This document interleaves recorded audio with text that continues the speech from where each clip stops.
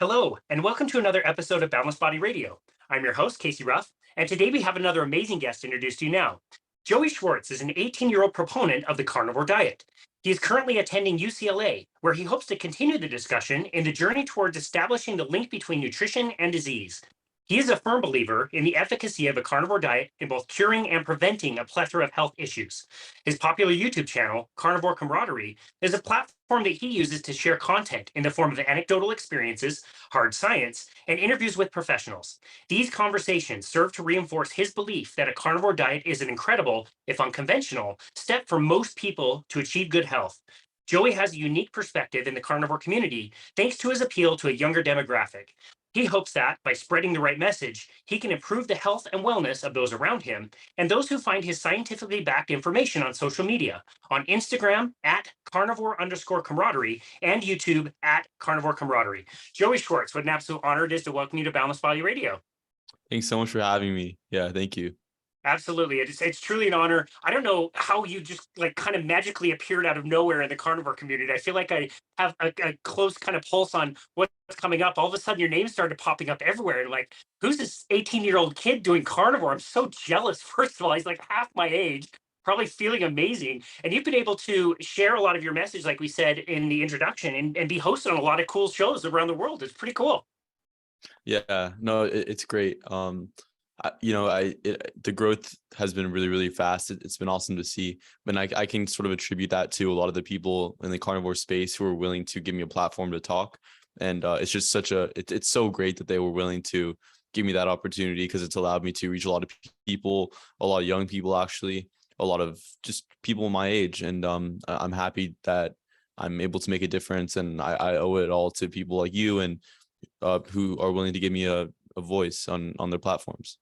Well, it's an honor to host you, and we're so grateful to have you and your perspective being a young person. And again, being my age, 38, so jealous that you found this diet. I was still eating peanut butter and jelly sandwiches, I believe, when I was your age. Yeah. So yeah, it's cool that you're able to share that perspective, which I love, and I think you'll relate to this. We talk about this a lot. We love being outliers. We love to be the ones that are in our neighborhoods, barefoot, shirts off, walking in the sunshine. My wife got stopped by a neighbor yesterday. She was on a little bit of a walk, and this guy was like, what are you doing? Are you like training for something? And my wife was like, I'm just on a walk. And he's like, well, doesn't that hurt your feet to walk barefoot? And she's like, well, no, like it feels really good, actually. And it's cool that we can do that here on the outskirts of Salt Lake City. We can still feel like we're outliers. But you, holy smokes, a carnivore in Los Angeles, that's an outlier, my friend. Oh yeah. No, it is. And I do the whole barefoot thing too. In my neighborhood, people ask me, what are you doing? Like, I understand the shirt off. Like, that makes sense. So why are your shoes off too? It's like, it feels good. It feels good. No. Yeah, I'm definitely an outlier. I'm in a world of vegans, and I'm a carnivore. So it's very different. There's a major sort of dichotomy that's going on here. And, I've mixed opinions about it. On one hand, it gives me an opportunity to sort of project my beliefs onto a group of people who are not really to a group of people who haven't really heard this idea before, and therefore they're more maybe there's more potential change. Like, you can affect a group of people who don't agree with you more than you can affect a group of people who do agree with you. So there's positives and negatives. Sometimes it's uncomfortable, but you just sort of toughing it out, I guess. Yeah, so I'm curious on that note. Have you had any, let's see, positive interactions talking with somebody, a vegetarian, a vegan, where it didn't end up this like crazy debate? Yeah, I have. It really just depends on how they go about the conversation. Like, you can find out almost instantly whether or not this conversation has the potential to be productive, or if it's just simply going to be a back and forth sort of ideological clash. And so sometimes people are just really curious, and they're really inquisitive, and they're asking me a lot of questions, and because they truly want to understand. I think that's the best thing. I love when people ask questions and when they're curious, and that happens relatively often, actually. I came to UCLA thinking that people would just be, really entrenched in their own views, and to a degree that's true, but there's some people who just want to know the answers, who want to understand, and they're respectful about it. So that's been great. I've convinced some people to go carnivore, like some friends, and they're experiencing amazing results. I don't think I've turned vegans to carnivores yet.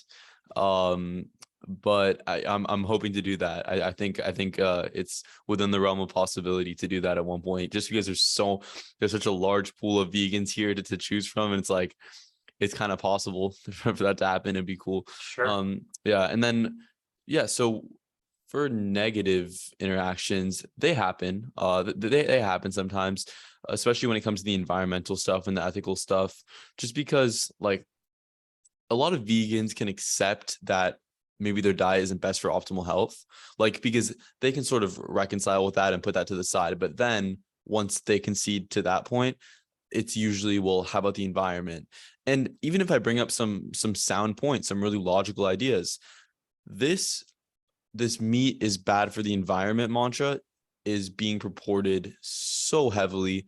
It's just it's almost like being endorsed to the point where they can't wrap their heads around any sort of contrary ideology or belief, regardless of the evidence that I provide. So that's the one thing I haven't really been able to find much common ground on with plant-based proponents. It's the environmental thing.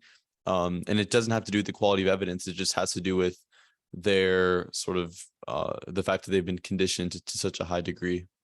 It's brilliant. It's absolutely brilliant. You didn't hear about this 10 years ago. Nobody in the plant-based world was talking about saving the planet. And now everybody is talking about it. It's a brilliant thing to do to get people over on that side, because you're right.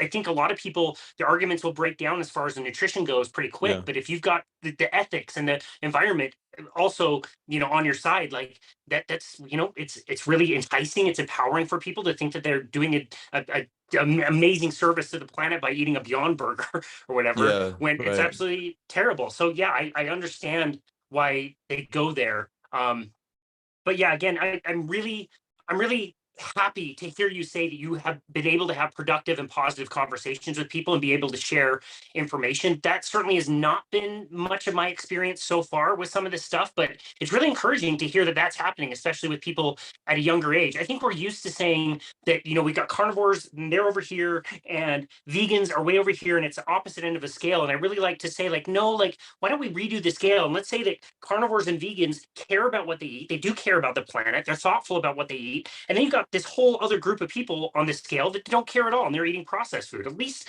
they're being thoughtful about their food. We've got a lot in common. Yeah. No, absolutely. And veganism is closer to carnivore than the standard American diet is. So while here you have the meat eaters, here you have the middle ground, and here you have the vegans, we're still closer together than these people are, because at least the vegans, as you said, care about their health. They're on that road. They're on that journey to finding the right diet. And that's why you have all these vegans who are carnivore. I mean, so many of them. I have my schedule for the next month is just loaded with vegan to carnivore stories, just the most incredible stories, just packed schedule doing these interviews. And I love doing them, that they're amazing. And so, this is what we're seeing, but you're not seeing carnivore to vegan stories. Then you never will. Like, these don't exist, simply because once you go carnivore, you found the right thing. But yeah, vegan, we do have some more in common with vegans than we tend to, agree to, than we tend to Yeah. admit. Yeah, totally. Well, on that note of telling awesome stories, let's talk about your story. You grew up in a really unique environment with your mom being into nutrition, right? I would say that your whole life, nutrition was probably a big piece of what you were thinking about, and something you had to grapple with growing up. Yeah, I always was fascinated by it. Always was super, super into it. Always trying to eat healthy. Even when I was young, like really, really young, I was trying to eat healthy. Like really young, where most kids were eating ice creams all the time. I was avoiding it because I knew it was unhealthy. That it was crazy, kind of. Yeah, I mean, but it was we were eating low fat, so we were eating vegetables and salads and chicken breasts, and we were cooking with oils rather than butter. There was no butter really in the house, so we were eating the version of healthy that's in alignment with the version that's sort of propagated by the government and the guidelines and stuff like that, which is sort of what you'd expect, seeing as my mom was a product of the Dietetics Association and that sort of line of education. So that's what I was eating. I was super health conscious. I didn't really think there was anything more to it. Like, I didn't think about the possibility that there were other diets that were best. It was more just, you eat the plant foods, you eat the lean proteins, and that's it. That's the answer. There's no other way. But it was when that started not working for me anymore that I realized, well, there has to be another way, because if people are continually getting fat eating this diet, well, then something isn't right. Something's not right. As a population, we are not doing very well. To say that, oh, it's because people don't follow the diet, people don't follow, they don't listen to their doctors and do what they say. It's like, I don't think so. I think there's something wrong with the actual diet itself. The idea that it's the vegetables and the lean protein that's going to allow you to reach an optimal state of health. And I was getting my own skin issues. I was feeling fatigued all the time. I wasn't in a good mental state, you could say. And so yeah, that's a conclusion that I reached. And as an extension of that, started researching more, learning about low carb diets versus high carb diets, realizing that the low carbs are doing better every time. So got into that, did keto, but lots of vegetables. So I got some benefits, but also some pitfalls as well, just because so many vegetables, like so many, just destroyed my skin, made my skin react, made me tired, made me bloated. And then eventually come across Paul Saladino, who's talking about fruits and how they're a much better alternative to vegetables because they're less toxic and because they're the part of the fruit that the plant wants you to eat so it can spread its seeds. And this was a line of logic that really resonated with me. It made a lot of sense just from a sort of just employing common sense. And so I said, okay, I'm going to do this. Did fruit and meat for 6 months, and then just kind of had a moment where I'm like, what the hell am I doing eating fruit every day if I'm trying to live an ancestrally appropriate natural diet? This makes no sense. This fruit would not have existed in nature. And not only that, this fruit wouldn't have existed year round. So I got rid of the fruit, and with the exception of a few berries with my yogurt every now and then, I'm carnivore now. It's just been carnivore for 6-7 months and just, changed my life really. Yeah, that's so awesome. What an amazing story. And I was going to say, so based on the timeline, this would have been 2021, kind of like the end of summer, starting of your senior school year, 2021. Was that about the timeline? Yes. Yeah. It was about when I started my senior year that I was doing fruit and meat, I believe. Yeah. Yeah. Yeah. And I want to say it was sometime around 2020 that Paul Saladino kind of changed his message as well, where he was like really strict carnivore and then started to incorporate more of the fruits. And I think there's a lot of people that can debate, which version was better. And at the end of the day, people need to try and see what works best for them, I think. What would you say about that? Yeah. A lot of thoughts on Paul Saladino. I've been sort of talking about him a lot lately, thinking about him a lot. And I think, while I do have a ton of respect for the guy, so much respect that he was able to admit that he thinks he was wrong and change his opinion, because a lot of people can't do that. I mean, these vegan doctors who have been just using that same idea for 20 years will never change no matter what. I respect that Paul Saladino is willing to sort of just make some adjustments, even if they're wrong. At least he speaks his mind and he believes what he's doing. The thing is, I don't believe what he's doing. So he can believe it, but I really, really don't. And the reason I don't believe it is because it doesn't make sense. Like, it quite simply does not make any sense that one would need to eat a bunch of fruit, a bunch of carbohydrates, just simply understanding just the physiological implications of eating a bunch of carbohydrates. I mean, this is not something the average person can tolerate. I mean, with his insane levels of cardio, which I don't even believe to be healthy for him whatsoever, it makes sense that he can sort of burn through that sugar and do fine because he's so active. But for the average person, doing what he's doing is an absurd idea. It's ridiculous, because you're not going to be that active. And even if you are that active, it's still probably likely that you can't tolerate all that fruit, all that sugar, and still feeling as mentally clear and just overall as good as you otherwise would. So, I don't think he has it right. I think I don't think it's morally just of him to say to everyone that you need to eat fruit in your diet. I think if he wants to say that there's a spectrum with regards to how much fruit you can actually tolerate, that's fine. If you want to say eat some fruit in the summer months when it's warm out, that's fine. But if you're saying just everyone needs to eat fruit, even if it's freezing cold, you're in Russia, you need to eat fruit.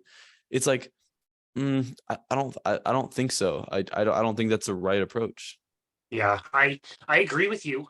um, it really turned me off when he was using the argument to say this is an ancestral way of living. And it's like, no, we didn't have Bartlett pears. We didn't have Fuji apples. Like, if you Yeah. saw what a true apple is, it's a lot smaller. It's not as sweet. Like we're making these fruits. We're making navel oranges. Those are not like natural fruits, and they are seasonal, like we said, and across the planet in different places. We even talked to somebody who lives in Costa Rica, Jorge Roman, and he told me like it was really surprising when he got down there. There's not just a lot of random fruit growing everywhere, and he was expecting that, based on everything that he had learned.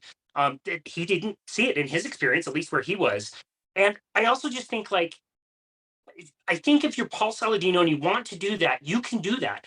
But guess how many Paul Saladinos I coach on carnivore? Like none. Like the people that I coach struggle with carbohydrates. They're addicted to carbohydrates. They're already overweight. They're not metabolically healthy. Like if not, they wouldn't be coaching with me anyway. And that's where the messaging is really tough, and a lot of people are really thrown off by it. And so that part I think is a little bit tricky as well. Yeah, no, I totally get that. Yeah, I don't think he's got it right. I think he's doing more harm.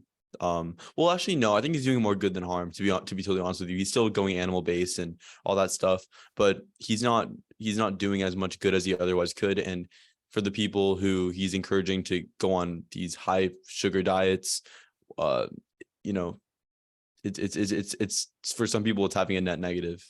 Yeah, I agree. And again, I also agree with you that he's doing more positive than negative, and we love that Yeah. message. And I think the more of us that are promoting each other and helping each other out and finding different ways of doing this is all great. But you're right, it's tough with that kind of messaging for the average person.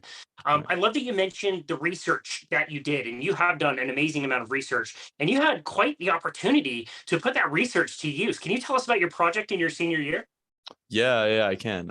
So we were given an assignment where we have to write a persuasive essay on a topic of our choosing.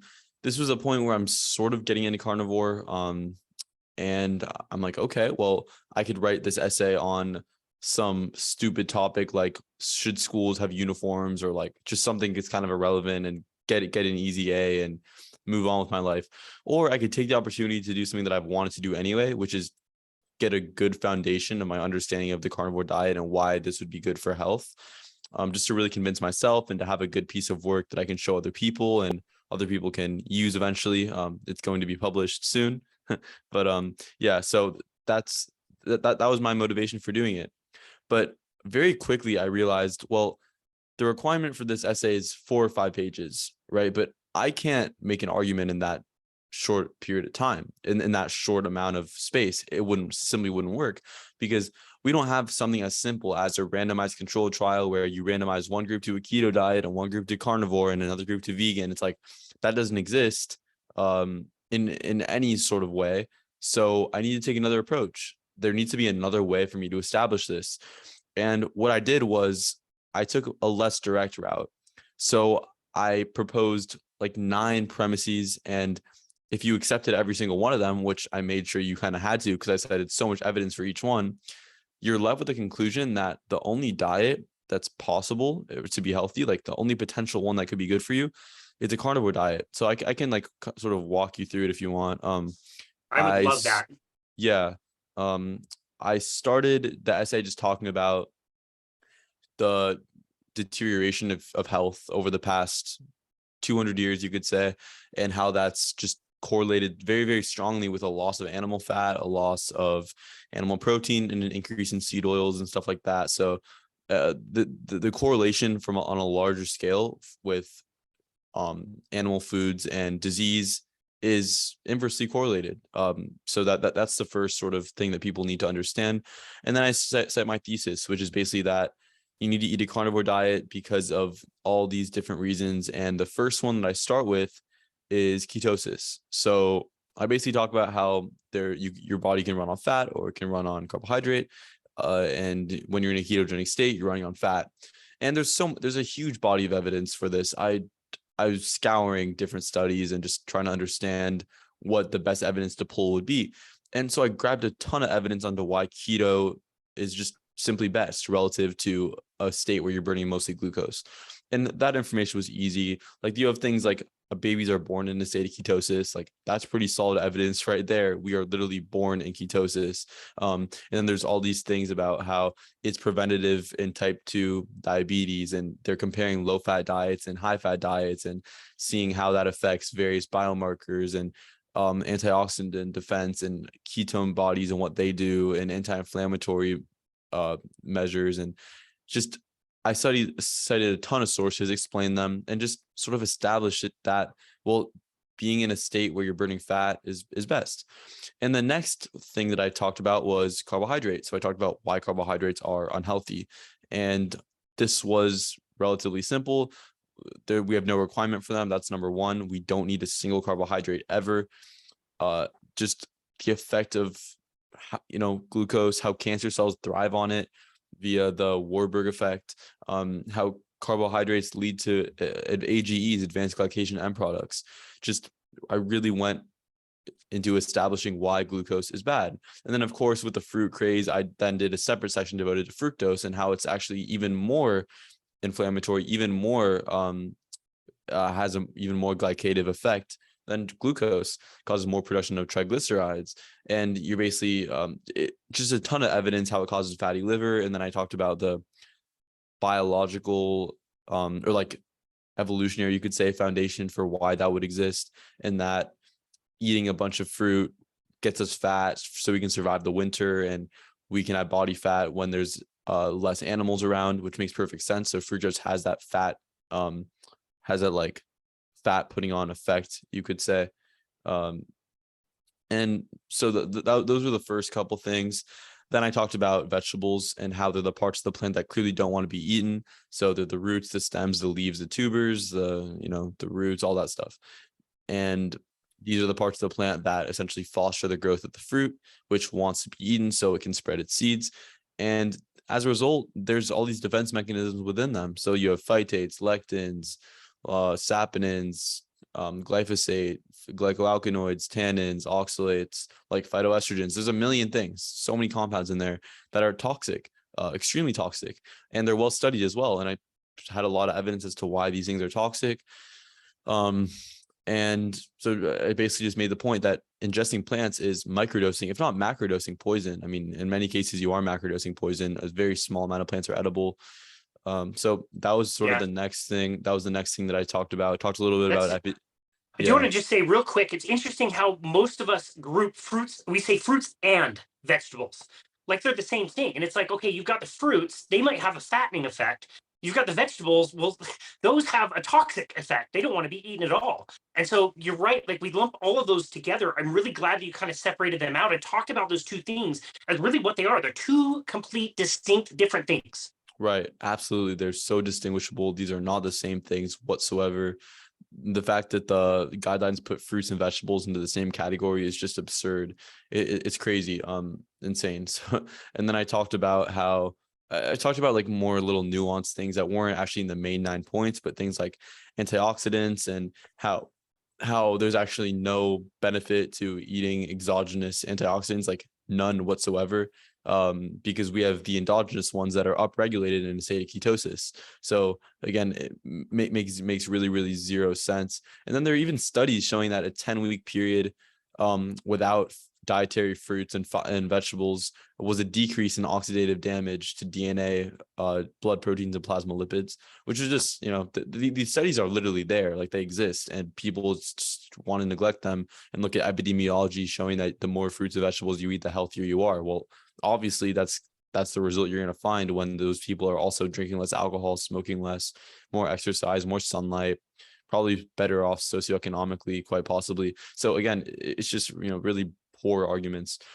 And it's bad news. It's bad news for people around here in Salt Lake City. We're like the multi-level marketing capital of the world. And there's whole companies based on like selling Jamoni juice from whatever Amazon forest, like for the antioxidants, like please, like you're just getting into somebody's downline. You're not going to get any health benefit from this. I'm sorry. I know, exactly. Right. Absolutely no benefits to things like that.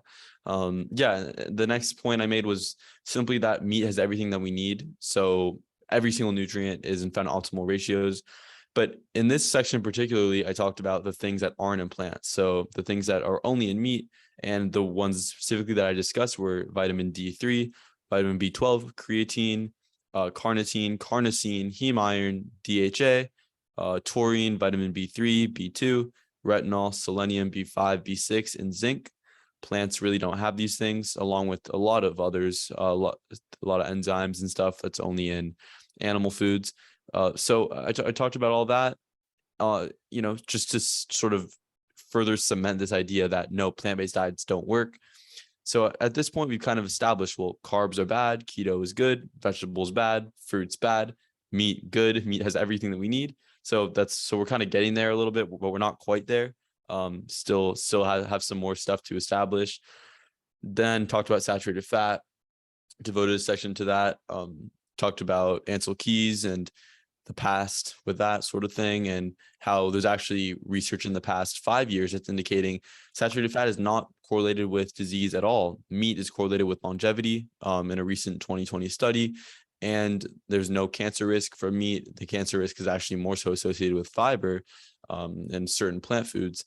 So, again, like this stuff wasn't just panning out as people thought it would. LDL, no risk in heart disease. It's actually, LDL is inversely associated with a lot of atherosclerotic events, and it's inversely associated with psychiatric issues. So higher LDL means less psychiatric issues. Also, 54% of breast milk is saturated fat. Like, how could it be killing us if it's so ubiquitous in breast milk? Like, what is it? How is this even real? How is this possible? Totally. Just crazy ideas, right? Totally. Yeah. You mentioned LDL. Like if you go to any 10-year risk tracker and you put in certain stats from a lipid profile, like there's not even a place where you can put LDL. It's not even by these guys who make up the risk standards. You can't even enter LDL as a risk factor. Isn't it like half the people that have heart attacks have low to normal LDL? Right. Yeah. It's unbelievable, actually. The idea is that since cholesterol is found in the plaques in atherosclerotic events, that it's the LDL that's causing the heart disease. Although the cholesterol only makes up a small percentage of the plaques, like something like 5%. And you can't blame the firefighter for starting the fire. The cholesterol goes as basically a repair mechanism, and people think that it's the cause, and it's just ridiculous. It's really the sugar that's causing the heart disease. No doubt probably the sugar mixed with the fat exacerbates that. And next, I talked about just why humans are carnivores, why we do best on carnivore diets, just looking at our physiology pretty much, and also anthropology a bit. So you have things like bioenergetics, like we have high energy requirements and would require calorie dense animals simply because we wouldn't have been going around searching for food all day. Like, we need to develop as humans. We needed to do that somehow. And the way we did that was by having time and not by searching for little vegetables to eat all day, which wouldn't have been realistic anyway, because they don't have what we need. Like, that's a simple fact. So that wouldn't have worked regardless. Also, the size of our brain increased. That's an easy one. I mean, we ate meat, it grew our brains. We stopped eating meat, our brains got like 10% smaller. So Right. it's very, very simple stuff. I mean, the fact that people can't wrap their heads around this is kind of baffling. Like, but yeah, we have an easy adaptation to a high fat diet. We literally do well in it. I mean, these carnivores are doing so well. And sure, it's anecdotal evidence, but the plural of anecdotes is evidence. And It's a lot of anecdotes at this point. it's a lot of anecdotes. Like, I mean, it's a lot. It's too much to neglect, really. Omega-3s, another thing. Like, they're so important. Our brain is made of DHA, and we don't get omega-3s from plants. Our omega-3 oil metabolism is basically contingent on those animal sourced foods. If you want to optimize that 1-to-1 ratio or 2-to-1. Stomach acidity, we have a stomach acidity pH of like 1.5 to 2. If we had eaten only plants for so long, that wouldn't be the case. Makes no sense. Makes no sense. Yeah. We can't digest fiber. Why would we eat something that we can't even digest? We just poop it out. Like, gorillas can convert that fiber to saturated fat and actually run on that fat. We can't do that. There's a lot of reasons, like the age at which babies stop consuming breast milk, our longevity, how everything is more bioavailable in meat. how we've sort of targeted fat animals, stable isotope testing, tooth decay in the last 10,000 years, we have behavioral similarities. It's a lot of stuff. There's a lot of reasons why we are accustomed to eating meat. And I think, yeah, so then what I talked a little bit about was the Harvard study. Again, not your highest quality evidence, but the results that people found in that 2021 Harvard study were just amazing. Like so much, the amount of resolution of former issues was just kind of Yeah. amazing. It was really, Yeah. really cool.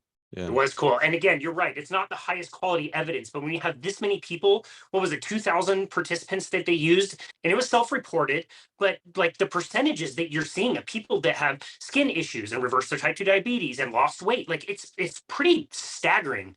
It's pretty staggering. And when I bring that study up to people, they always say kind of what you mentioned, like, oh, this is low quality. And it's like, yeah, it is. But again, that is a mountain of anecdote on top of already a mountain of anecdote. It's pretty crazy.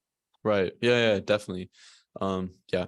After that, I talked about Paleomedicina, and you're probably familiar with them, just what they're doing, implementing these basically Paleolithic ketogenic diets. Talked about the Inuit and the Maasai and how they're healthy and on these animal-based diets, basically carnivore diets, really. Talked about the Petersons a little bit, just very, very briefly touched on them. And then I think what the point that really sort of drove it home was talking about the Randall cycle and how we simply cannot combine fat and carbohydrate. It would have never happened in a natural context, and our bodies simply can't do it. So, and I explained that a little bit. And basically that what that leaves you with is the idea that we have to consume one of two diets. Either we eat high fat and protein, or we eat high carb and protein. There's no both. There's no mixed macronutrient diet that can be good for us, because it activates the Randall cycle. So you need to pick one. And there are no essential carbohydrates, absolutely zero. As I established in the essay, we don't require them, and they're harmful. They confer detriments, severe ones, even vegetables do. And as far as fat goes, well, there are essential fats. Fat is amazing for us. It gets us into a state of ketosis. The brain runs on it. We do better on it.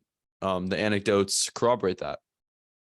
So, it gets very, very simple. And just by the end, if you sort of just look through everything, you accept the premises, you don't really have a choice but to concede to the notion that carnivore is best. I did spend time talking about the environment as well. A few pages on that, maybe just to sort of drive it home, and anyone who is doubtful and hesitant to do it for that reason would kind of get that thought out of their head. But that's the essay in a nutshell. Wow. That's the essay. Yeah. How many pages did it end up being?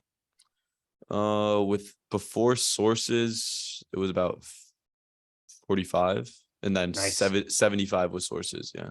Wow, that's crazy. The best reaction was Dr. Chafee when you were on his show. He was like, holy shit, like, I hate writing. I would never want to do that. Yeah, what an amazing resource now, though. How was it received when you presented it? Was it something that you had to read in front of the group, or how did you submit it or present it?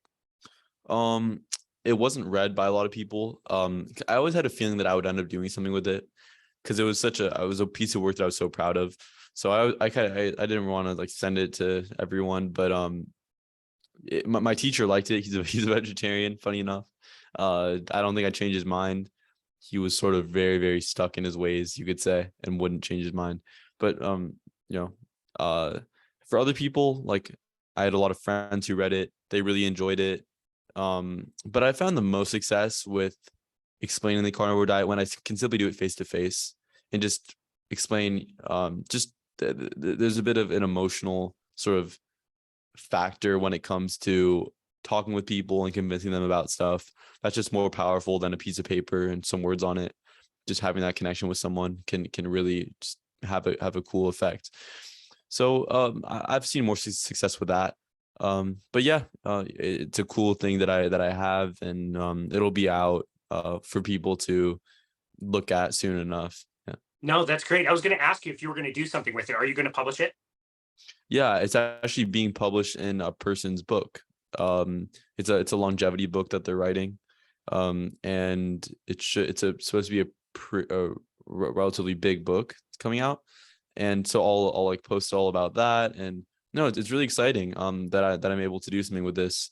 Otherwise, I I would have just, yeah, no, it's exciting. Yeah, it's cool. That's really amazing. That's so cool. I love that you covered this so comprehensively. This might be a difficult question to answer because there's so many experts out there, but I'm just curious, like who are your like who are the people that you followed and cited the most in the book in this book? Who or in your essay? Who were like the rock stars of the research that you read? Well, since I mean there was no carnivore names because they don't do research, so it was more just the people doing the keto studies, and I don't think there were any real like standout names of people who conducted the studies, but just like in general, I guess people who have inspired me to I could answer say I could say who's inspired me to go on this journey and to like actually write Yeah. the essay, which would definitely be I would say Dr. Kiltz, it would be Bart K, and it would probably be Dr. Chafee as well. I'm just huge fans of them. I really like Dr. Kiltz actually. He might be my favorite. I That's think he's so awesome. knowledgeable. Yeah. Yeah, we love his book Fertile Feast, which we have, and his content's amazing. I love how he makes his content so approachable. I was curious if there was like research that you cited from like Thomas Seyfried or Mickey Bendor. It sounds like a lot of Oh, the I see. evolutionary stuff kind of came from Mickey Bendor, which is amazing. Like he goes as far as saying like this is why our shoulders are like this. This is why humans can carry things way more than a primate can. This is why your hips are built a certain way. Like it goes down this level of like how can you deny this when this is like you said, like it's checking so many boxes. It's amazing.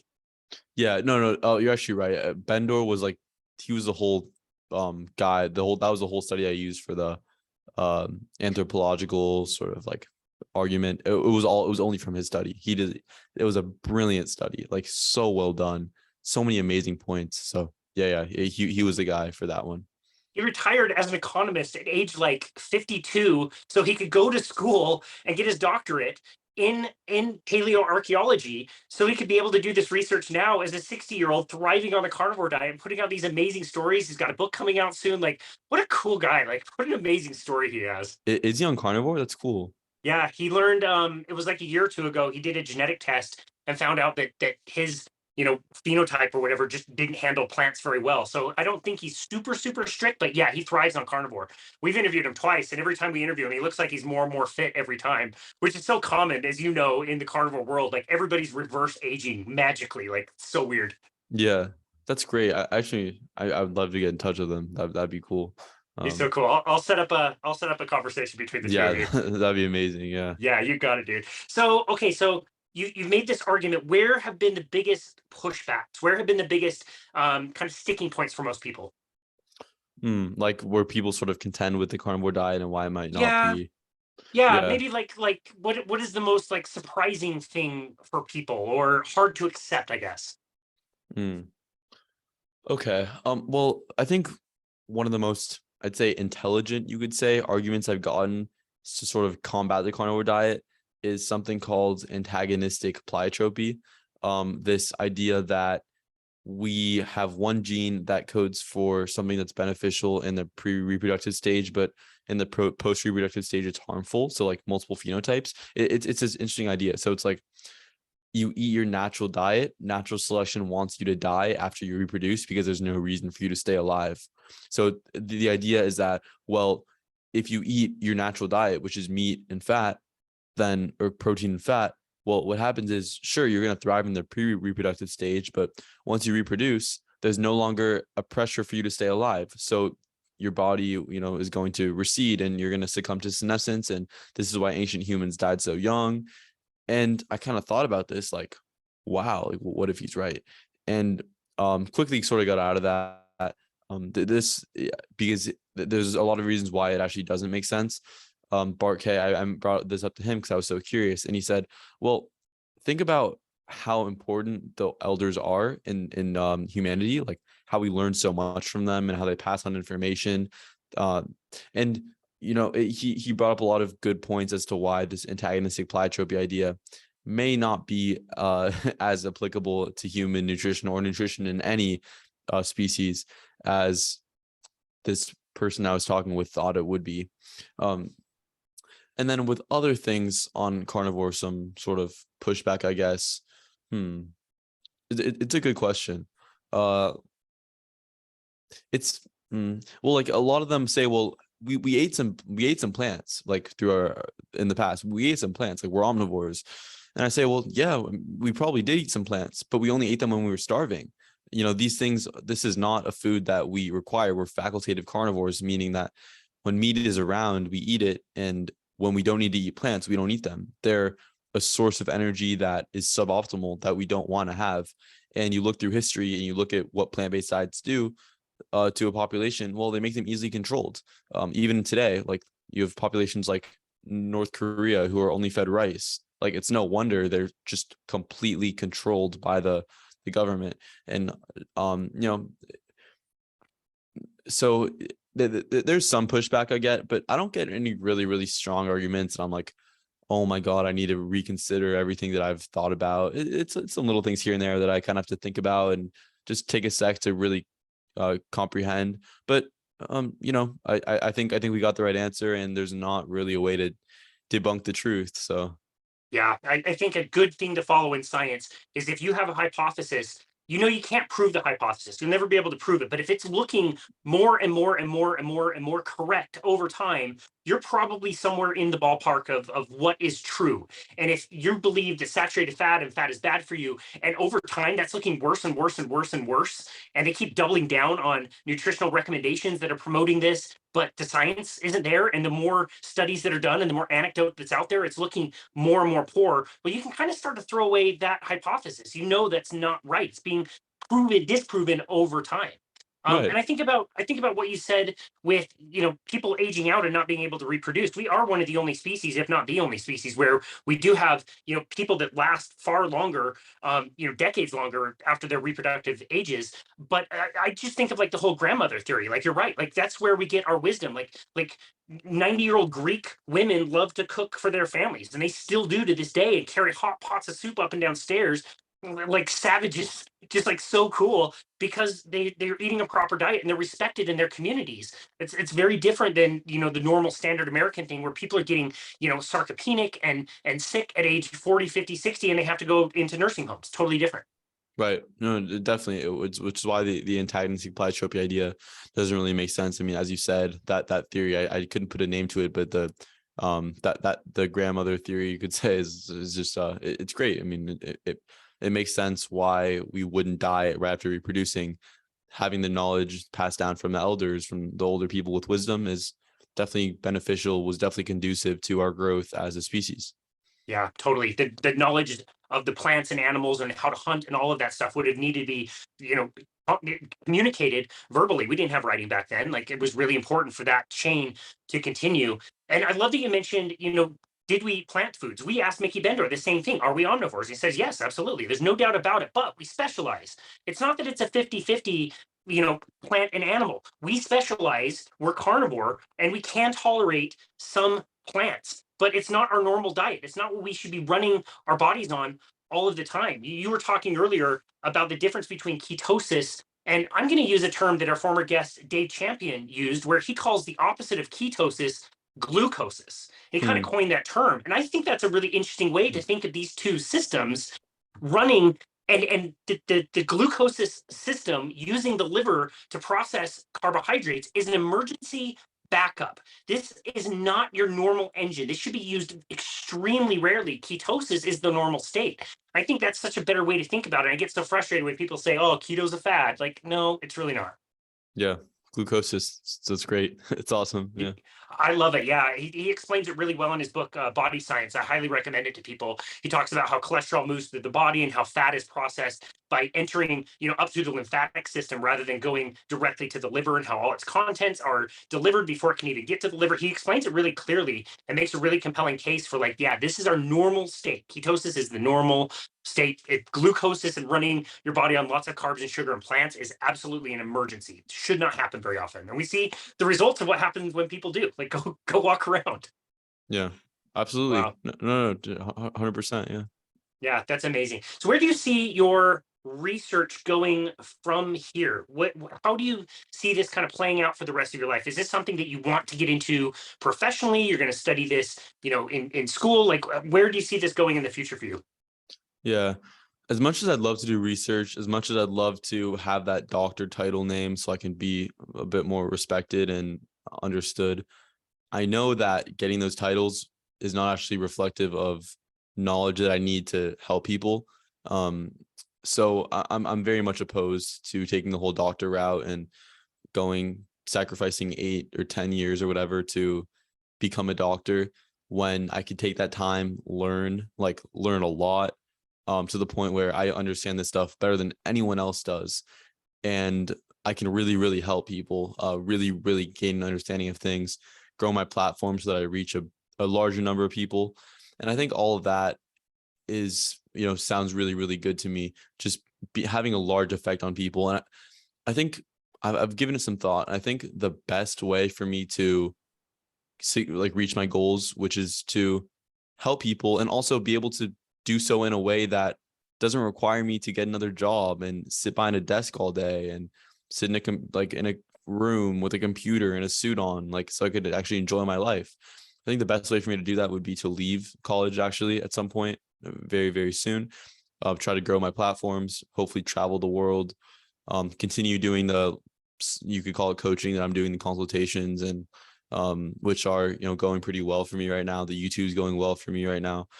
Just continue doing that and working really hard on those things, continue learning, and just making friends and connections, doing talks with people, all that stuff. I think that's just the best way for me to go about this. And I think if I do that, stick to that path, continuing will actually work out for me, and I could just live a happy life. That's the goal. That's incredible, dude. That's incredible. I look at the way we've created our lives here, and we don't make millions of dollars, but we train our people, we help people across the world, and we have this nice platform now that we have so much time to host amazing people like you, and it's so enriching. It's such an amazing thing, like to wake up every day and have energy and feel great and know you can help somebody and change the world, one person at a time. It's really amazing. I wouldn't trade it for any of the money in the world. I'm so glad you decided to do that. Why did you decide that YouTube was going to be your primary platform? Yeah. I feel like YouTube is a good place it's just the best place to reach people at this time, in my opinion. It was, I didn't have many other options as far as making a video that blows up and building a platform. Just from my understanding, of social media, which is practically none when I started, just putting out YouTube videos every day was the best idea. I kind of had this idea okay, I know that I'm in a special position here. I'm carnivore. I'm smart. I'm 18. If I put out a video every day and it doesn't for a year and it doesn't blow up, well, I could at least say I tried. So that's what I've been doing. I started a few months ago, and at this point, I've already sort of reached that goal. So I'm going to continue putting out videos, but my idea was, I'm just going to put out videos for a year, every day for a year. And I'm going to put out high quality content. And the thing is, even if this fails, right, even if it crashes and burns, I'll at least have gotten some exposure to editing and putting out content, and I'll have learned along the way. I'll have learned how to present myself properly and speak more coherently. And it would have been a win regardless, even if I lost in the YouTube thing. Fortunately, at this point, the YouTube's going well. It's kind of a win-win because every time I put out a video, I'm learning something, I'm speaking to cool people, and I'm basically ensuring a future for myself that doesn't force me to do the boring things that I mentioned. So, things are working out. That's why I decided on YouTube.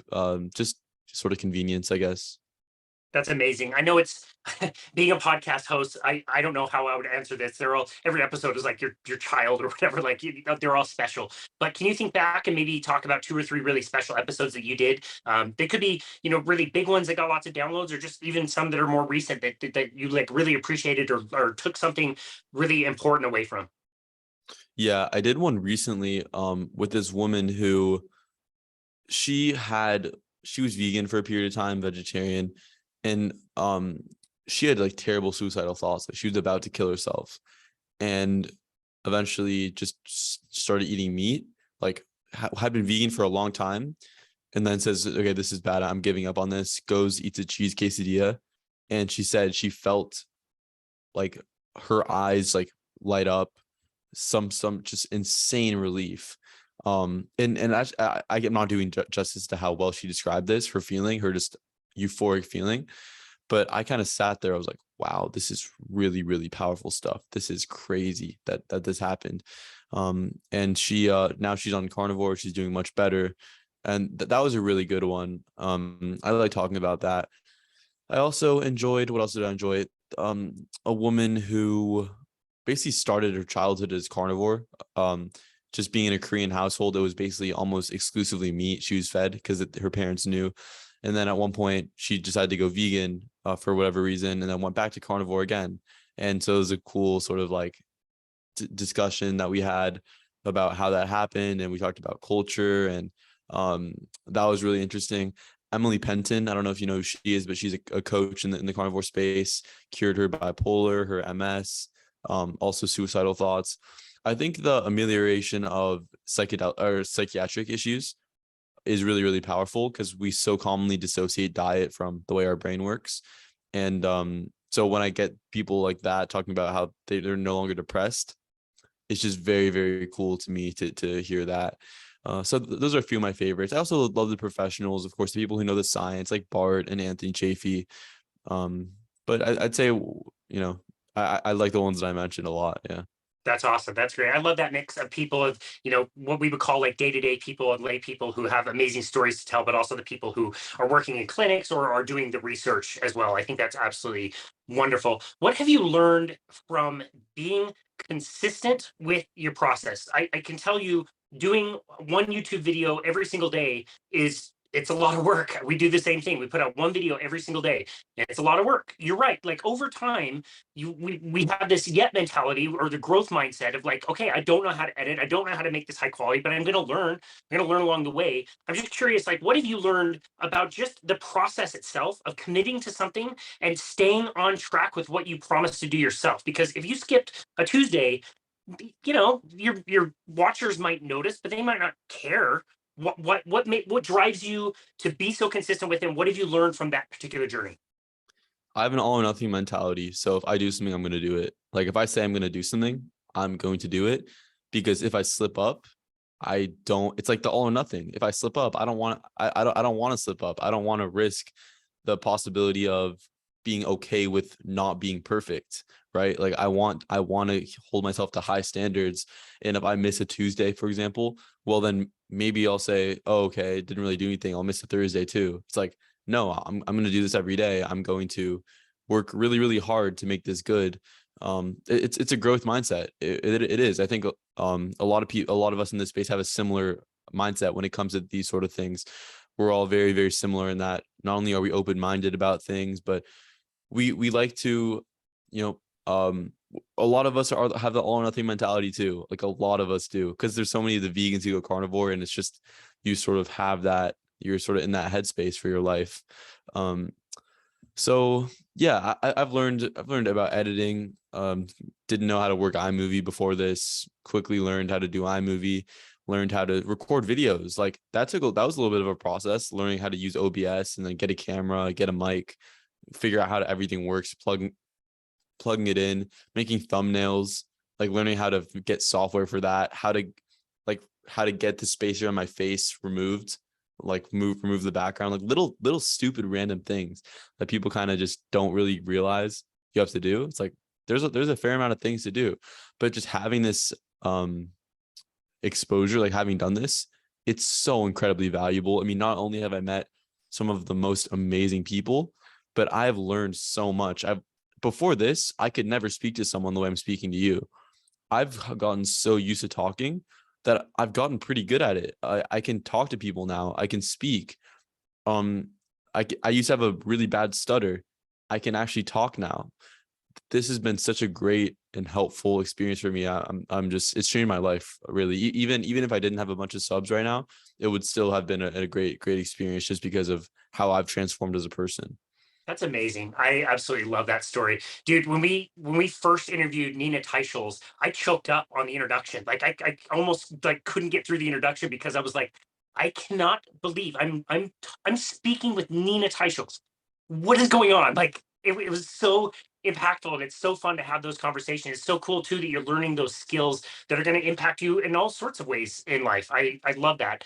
I think too, you learn the skill and the importance of listening and helping people create their stories and just allowing them the space to be able to tell, their incredible stories, which is then going to go out into, internet world and help people for as long as it's published there. It's really amazing. Yeah, no, it's awesome. I'm really enjoying this. I'm so grateful to have done this. I mean, in high school, it was all about making money to me. And I still think that there's a potential here to really monetize this. Considering we have the knowledge that could be used to save people billions of dollars cumulatively. Um, so, I think there is a way to sort of reallocate that money towards more of a carnivore low carb approach via things like making programs and making food products. And I think there are ways to do it, because I hate the idea that people are getting rich by promoting malnutrition. I really hate that. So yeah, it's been great. Yeah, I've just been enjoying myself. Yeah. Yeah, that's awesome. I think there's definitely a way to create programs that aren't scammy, that really help people, that can be done at a very high value for people, that will really change lives. So I'm so glad that's on your radar.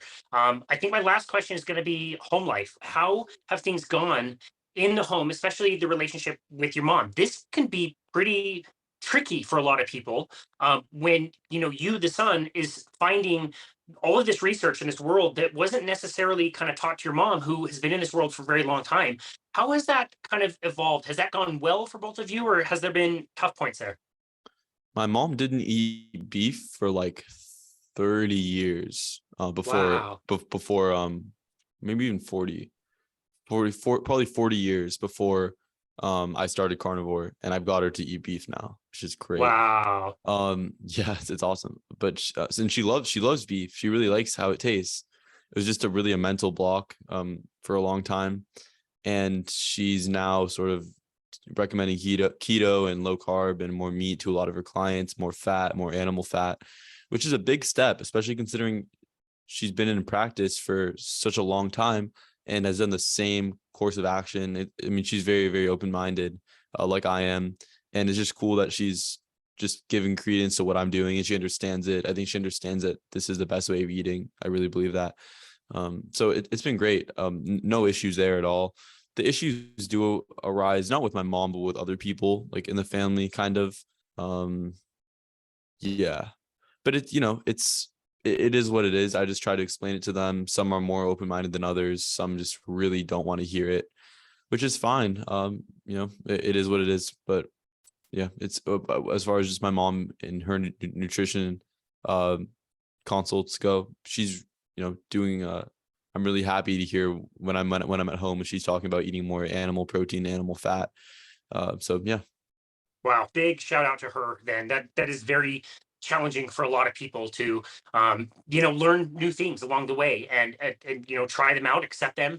And so amazing that you could be such a big part of her life. And you think about the ripple effect that you're having, not only on your channel on Instagram, but also with your mom. And now she's going to be impacting so many more people and those families, and that can go on for a very, very long time. So it's such a cool story. Absolutely loved this conversation and being able to chat with you, Joey. Where can people go to find you, to connect with you and your work? Yeah. YouTube is just Carnivore Camaraderie. My Instagram is at carnivore_camaraderie. I have a website coming soon. That's someone was generous enough to build for me, which is just, that was unbelievable. I mean, Wow. someone sent me an email and they built a whole really, really nice website for me, a nice link tree, just like really, really well designed. And just again, it's just a testament to the people who are in this space. And yeah, so that's coming soon, carnivorecamaraderie.com, in a few days. And besides that, you can find my email in my YouTube about section, and that's about it. So yeah, That's about awesome. it. We'll link to all of that in the show notes. Congratulations on the new website. That's amazing. It's so cool that somebody would be willing to do No. that. And it's just the importance of this message. The message has to get out there. And I noticed that it's kind of like you were saying earlier. So many people, when they find this way of life, they can't shut up about it. They're on fire about it. Have to share this in any way possible. And to see you doing the same and getting your message out is really amazing. It's in a way that is, really positive and is not confrontational at all, that I can tell. And so just so appreciative of you and everything that you've done and the message that you're sharing. So thank you so very much, Joey, for making time to be on our show today. We really appreciate you. It's my pleasure. Thanks for having me. It was such an honor. And this has been another episode of Boundless Body Radio.